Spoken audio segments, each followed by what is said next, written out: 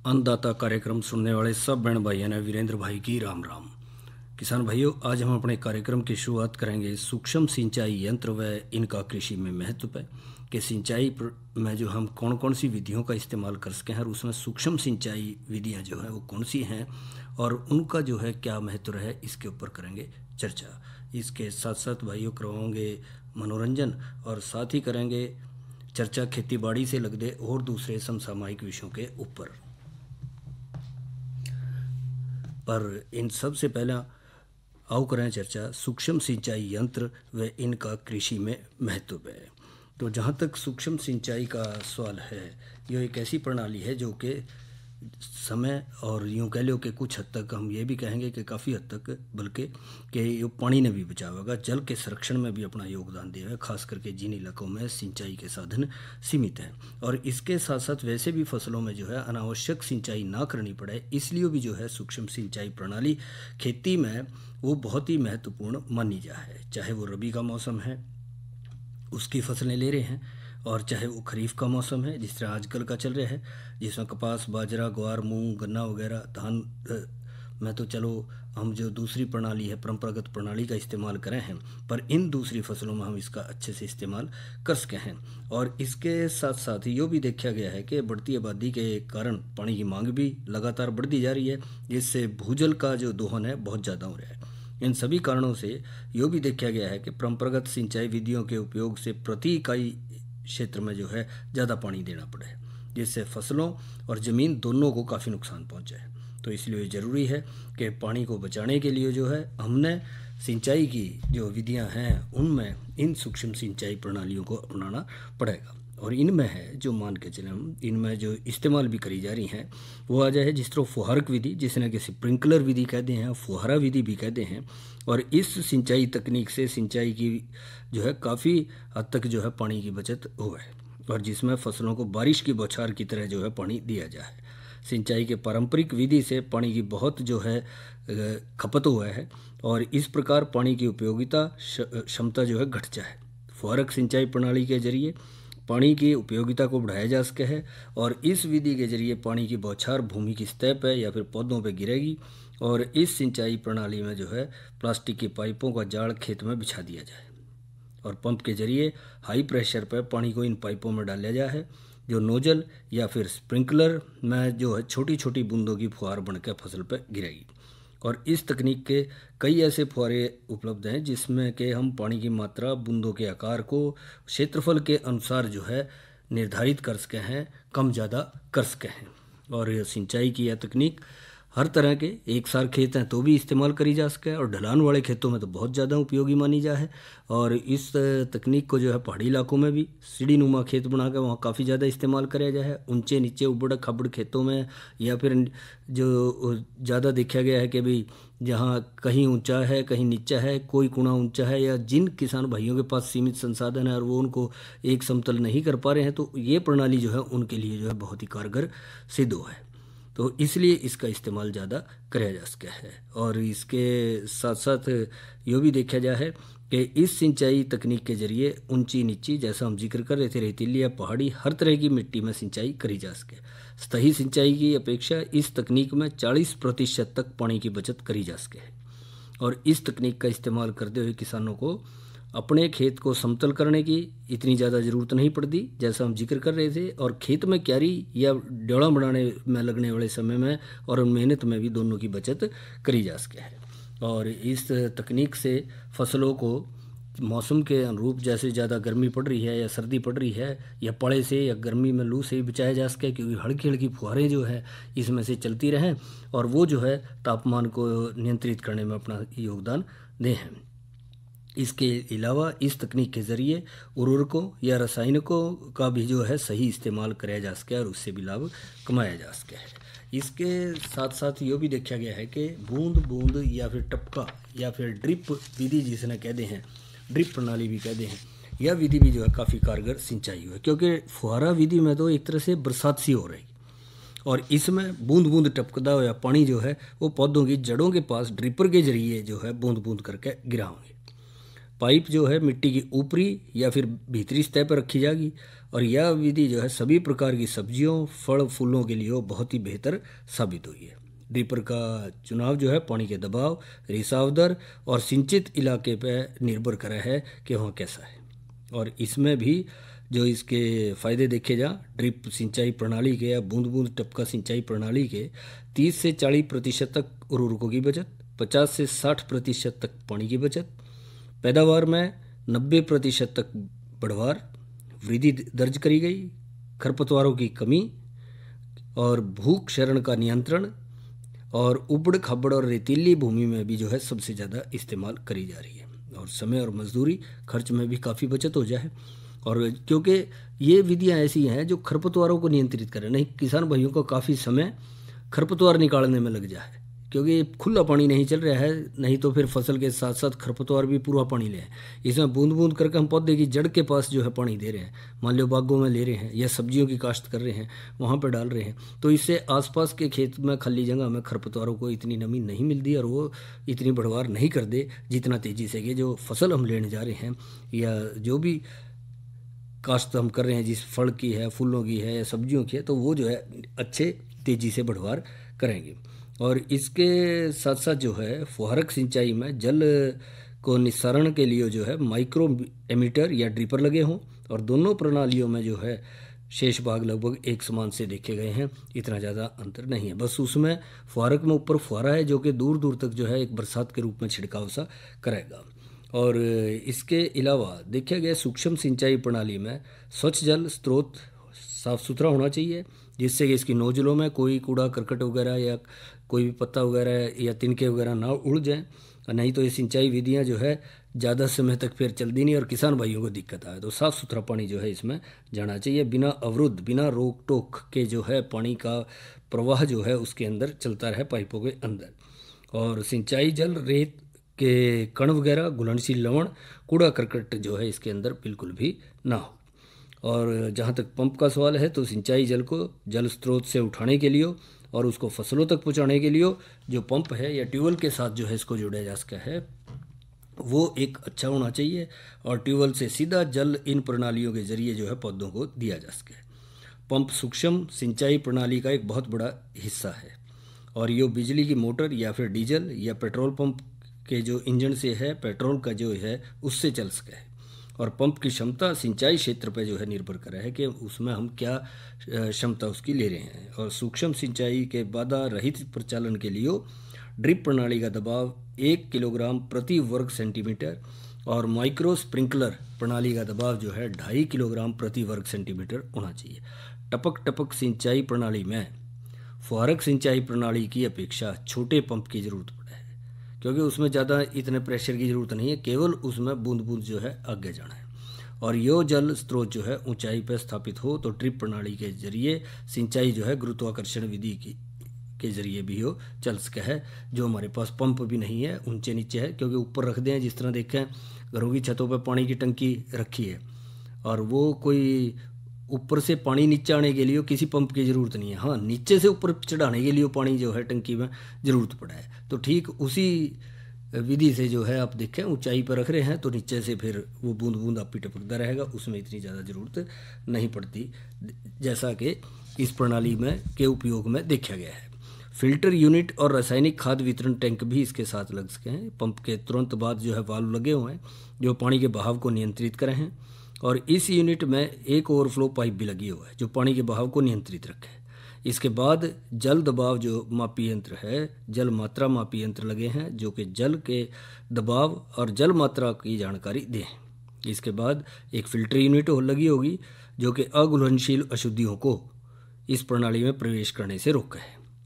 और filter unit में sand, screen या फिर डिस्क फिल्टर का उपयोग किया जा है। इसके बाद जो मुख्य लाइन के समानांतर रासायनिक खाद वितरण टैंक जुड़ा है, जिसके जरिए सिंचाई जल के साथ ही खाद भी जो है उपयुक्त मात्रा में पौधों तक पहुंचाई जा सके, यानी एक पंथ दो काज हो रहे। उसमें अलग से खाद छिड़कने की ज़रूरत नहीं पड़ती, साथ साथ ही जो है वो सिंचाई के साथ बूंद बूंद करके उसमें जा सके है। और जहाँ तक मुख्य पाइपलाइन की बात है तो मुख्य लाइन जो है आमतौर पर पौधों के पत्तों के साथ साथ लंबवत बिछाई जा है, और पानी जो है वो पाइपलाइन HDPE की बनी होनी चाहिए जो कि उच्च घनत्व पॉलीथिलीन के जरिए बनाई जा है और मुख्य पाइपलाइन का व्यास जो है 2.5 से 7.5 सेंटीमीटर तक हो सके है। मुख्य पाइपलाइन के ऊपरी और निचले सिरों में दबाव का अंतर 10% से ज़्यादा नहीं होना चाहिए। इसके अलावा जो लेटरल लाइन है ये पीवीसी यानी कि पॉलीविनाइल क्लोराइड की बनी हुई है और यह लाइन जो है पौधों की पत्तियों के समानांतर साथ साथ बिछाई जाए और लेटरल लाइना 12 से 16 मिलीमीटर व्यास में उपलब्ध हैं और इसके ऊपरी और निचले सिरे में दबाव का अंतर 20% से ज़्यादा नहीं होना चाहिए। इस लाइन में लगे डिप्रों एमीटरों के जल निकालने की जो दर है वो उसका अंतर 20% से कम होना चाहिए और माइक्रो स्प्रिंकलर और ड्रिपर जो हैं इनके ऊपर घुमाव यंत्र जो है वो जल को गोलाकार क्षेत्र में छोटी छोटी बूंदों के रूप में फसल के ऊपर गिरेगा। सिंचाई जल गहराई की समानता बनाए के रखने के लिए माइक्रो स्प्रिंकलरों के लगभग 60% सिंचाई क्षेत्र को जो है ओवरलैप कर दे। ड्रिपर सिंचाई जल को जो है पौधों की जड़ों के पास बूंद बूंद कप में गिरावें और ड्रिपर के सिंचाई क्षेत्र का व्यास 30 से 50 सेंटीमीटर तक हो सके है। तो इस तरह से जो किसान भाई इससे जुड़ेंगे या इस प्रणाली को अपनावेंगे तो सूक्ष्म सिंचाई प्रणाली अपनाने से जो है किसान भाइयों को बहुत फ़ायदा होगा, समय की बचत होगी, पानी की बचत होगी और जो ऊंचे नीचे खेत हैं उन खेतों में जो है अच्छी भरपूर पैदावार ले सकेंगे क्योंकि वहाँ सही पानी मात्रा में नहीं पहुँच पाता। तो सूक्ष्म सिंचाई यंत्र में चाहे वो फुहारक है यानी कि फुहारा सिंचाई विधि है या फिर जो टपका सिंचाई विधि है जिसको कि ड्रिप इरिगेशन भी कहते हैं, ये ऐसे आधुनिक कृषि यंत्र हैं जो कि सिंचाई विधि से को में जोड़ कर कृषि के उन्नत बनाने के लिए, उसका पैदावार बढ़ाने के लिए या फिर हमारे जो उबड़ खाबड़ इलाके हैं जहाँ पे खेती करने में दिक्कत आवे, खास करके खेती के दौरान यूँ कहते हैं कि भाई ये तो बरसात के ऊपर निर्भर रहेगा। ऐसा नहीं है। जो हम आधुनिक तकनीक के सिंचाई यंत्रों को अपनाएंगे जिसमें सूक्ष्म सिंचाई यंत्रों का बहुत ही योगदान है तो किसान भाई उबड़ खाबड़ इलाकों में भी या पहाड़ी इलाकों में भी जो है उनसे अर्ध पहाड़ी इलाकों में भी जो है किसान भाई एक अच्छी पैदावार जो है अपने खेतों से फसलों की ले सकेंगे। तो भाइयों या तो करिए हमने चर्चा सूक्ष्म सिंचाई यंत्र व इनका कृषि में महत्व है और अब करेंगे मनोरंजन पर इस संदेश के बाद।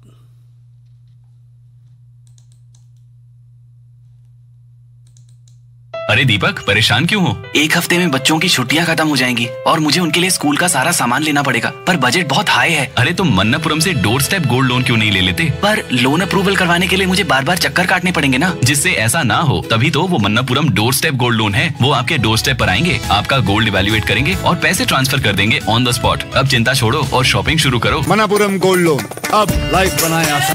कॉल 1800-420-2233।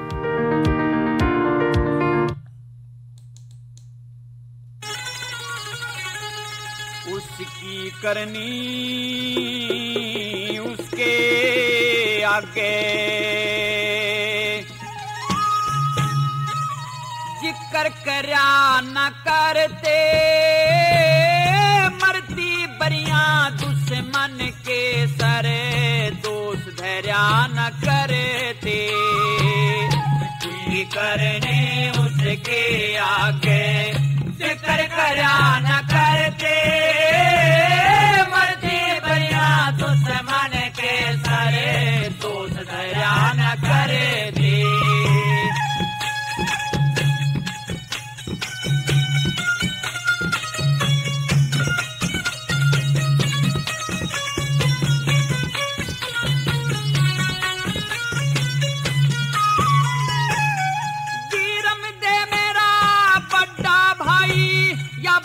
कहन की कोना एक म्यान में दो बरछी दिके कह रहन की कोना।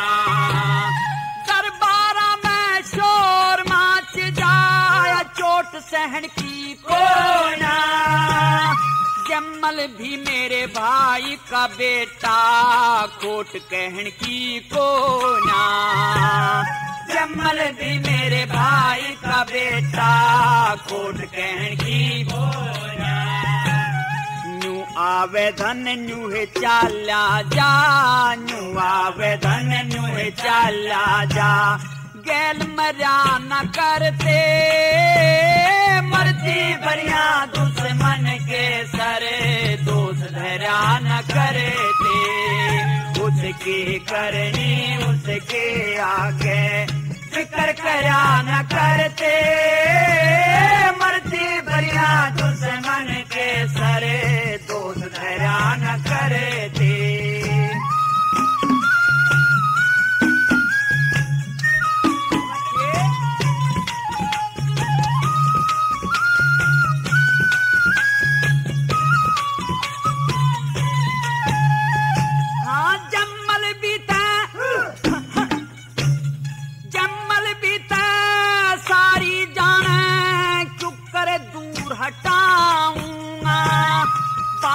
पण नादान अवस्था क्यों करे घर से ताऊंगा 10 मानस का छे हो जावे क्यों कर जी भलाऊंगा बेशर्मी ते दरबारा में क्यों करे आंख मिलाऊंगा बेशर्मी ते दरबारा में क्यों करे आंख मिलाऊंगा बब्बर शेर भी भूखा मर जा बब्बर शेर भी भूखा मर जा पर डाब चर्या न करते मर्जी बरिया दुश्मन के सरे दोष धरा न करते उसकी करनी उसके आगे जिक्र करा न करते मर्जी बरिया दुश्मन के सरे दोष धरा न करते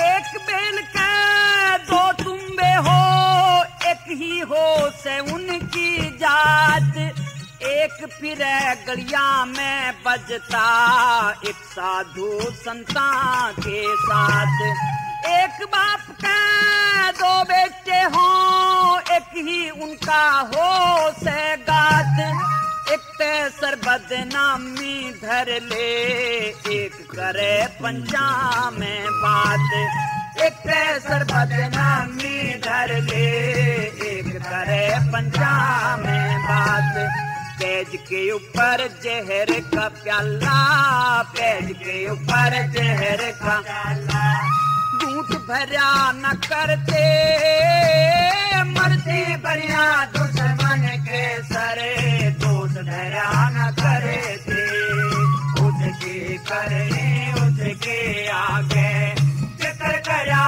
न करते मर्जी बरिया दुश्मन के सरे दोष धरा न करते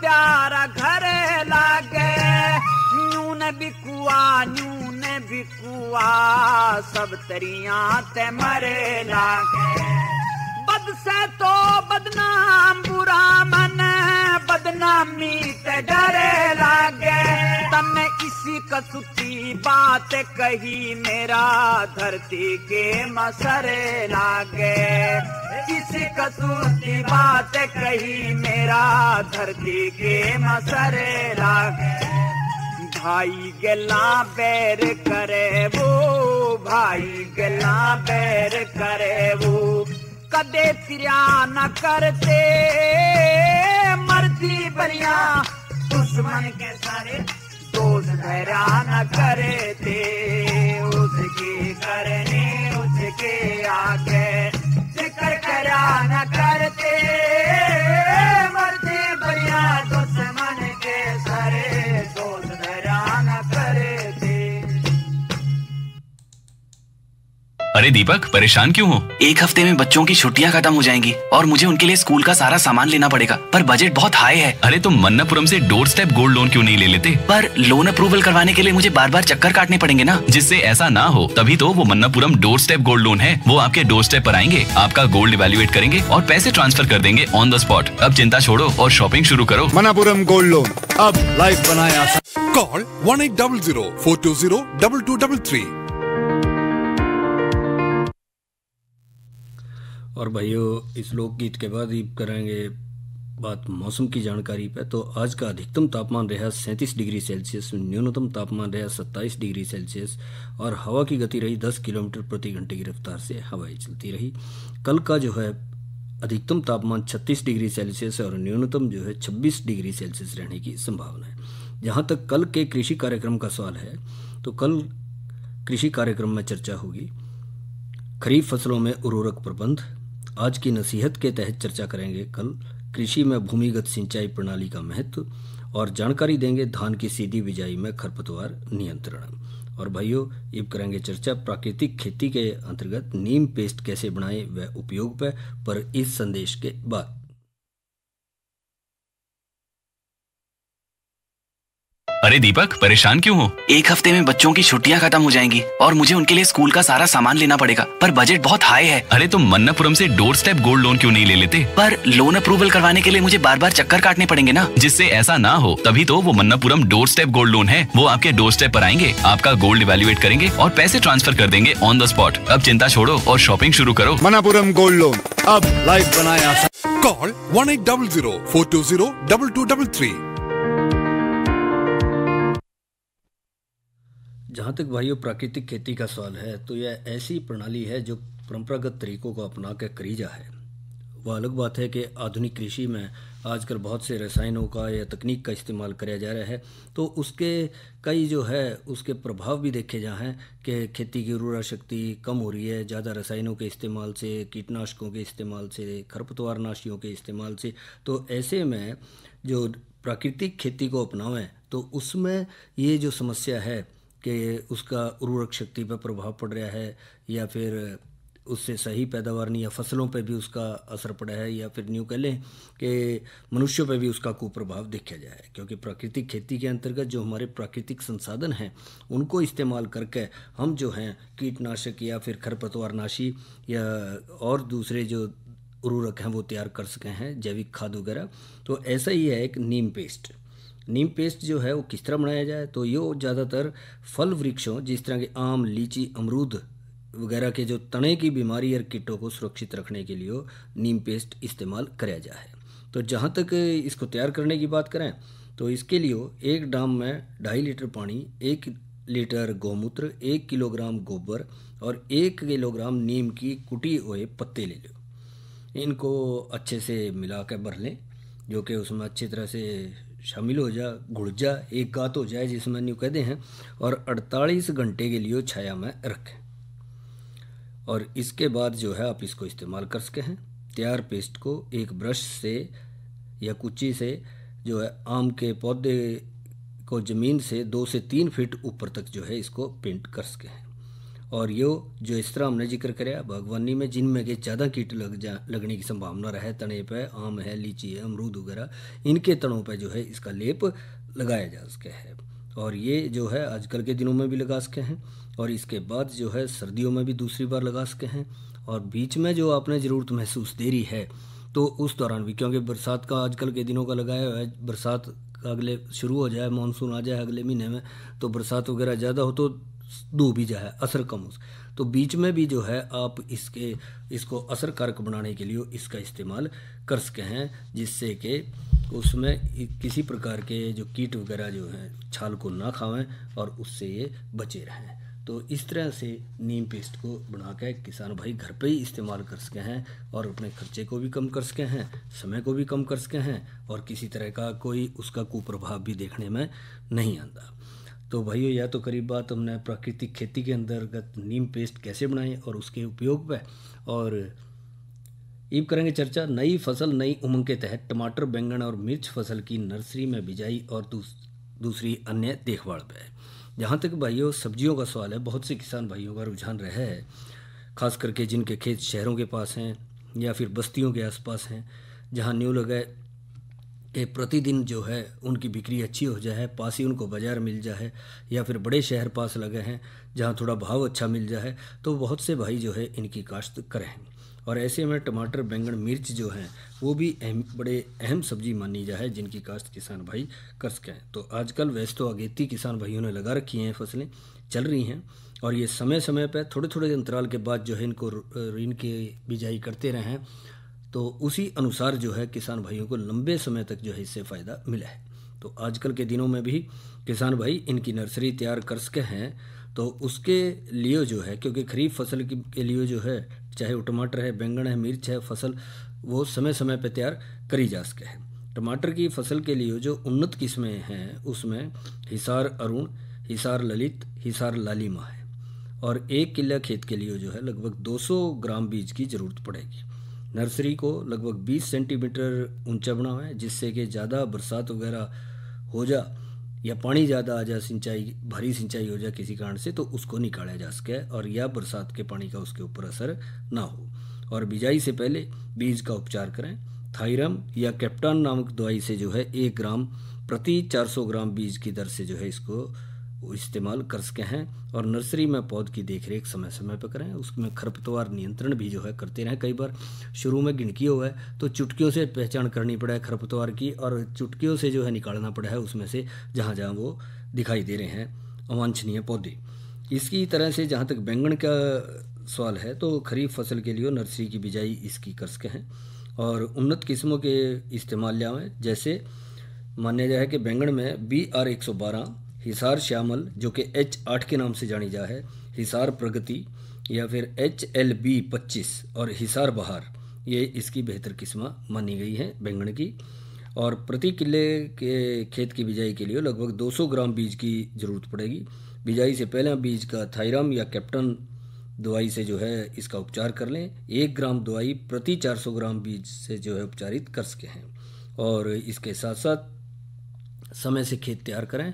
जैसे ही पौध तैयार हुआ है तो इसकी रोपाई जो है फिर खेत में कर सके हैं। इसी तरह से जहाँ तक मिर्च की नर्सरी का सवाल है, तो उसका भी जो है आप आजकल के दिनों में तैयारी कर सके हैं। और इसकी भी उन्नत किस्म NP 46A, Pant C1, Pusa ज्वाला जो है मिर्च की उन्नत किस्म मानी जाए।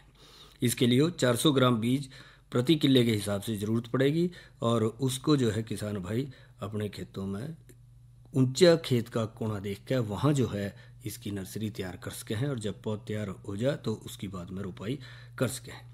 कई बार देखा जा है कि कुछ हानिकारक कीड़े जो इस तरह हैं, थ्रिप्स, अड़, सफ़ेद मक्खी, माइट जो है, जो अच्छी बढ़वार फसल कर रही है, खासकर मिर्च पे जो है इनका प्रकोप देखा जाए, तो इसकी रोकथाम के लिए 400 मिलीलीटर मेलाथियान 50 EC या 300 मिलीलीटर प्रेम्प्ट 20 EC ने 250 लीटर पानी में घोल बनाकर प्रति किले के हिसाब से छिड़काव कर सके हैं। और ज़रूरत पड़ने पर जो है ये छिड़काव दोबारा भी दोहराया जा सके है। और इसी तरह से कई बार बैंगन में फल और गोब छेदक सुंडी से ग्रसित फल और जो गोब है उसको काट के ज़मीन में दबा दें, या फिर 60 मिलीलीटर स्पाइनोसेड को 200 लीटर पानी में मिलाकर प्रति किले के हिसाब से 15 दिन के अंतर पर छिड़काव कर सके हैं। और फेनवलरेट 20 EC या 200 मिलीलीटर डेकामेथ्रिन 2.8 EC 60 मिलीलीटर साइप्रोमेथ्रिन 25 EC ने 250 लीटर पानी में मिलाकर प्रति किले के हिसाब से टमाटर की फसल पर भी छिड़काव किया जा सके, जो उस पर हरा तेला, सफ़ेद मक्खी या माइट जैसे रस चूसने वाले कीड़ों का प्रकोप ज़्यादा है। तो समय समय पर सब्जी वाले खेतों में थोड़ा सा नज़र लगाते रहें। जहाँ कहीं ऐसा दिखाई दे रहा है कि वहाँ प्रकोप ज़्यादा है कीट पतंगों का, तो उनका उसी अनुसार जो है रोकथाम समय पर करें। और इसी के साथ हमारे आज के अन्नदाता कार्यक्रम का समय समाप्त हुआ है। तो वीरेंद्र भाई ने इजाज़त दो। अच्छा भाइयों, राम राम।